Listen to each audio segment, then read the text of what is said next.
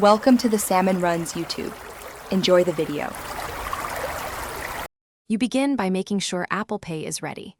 Your card must be added in Wallet and your device signed into the same Apple ID. Once done, open Safari on your iPhone or Mac and sign into Roblox. You don't need to navigate settings. Pick the item you want, click Buy or Checkout, and proceed until the payment options appear. If Apple Pay doesn't show, double-check Wallet and Safari settings before continuing. This avoids repeating later steps. Next, select Apple Pay on the Roblox checkout screen and verify the billing details that Roblox displays. Make sure they match your wallet card. If you need a different card, switch it in the Apple Pay selector before authorizing. Then authenticate using Face ID, Touch ID, or your device passcode. This step both confirms identity and instantly sends payment to Roblox.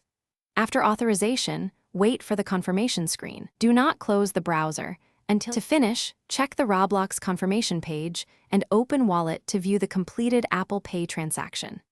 If the purchase didn't process, try authorizing again or choose another card in Wallet, because mismatched billing or region settings often block Apple Pay.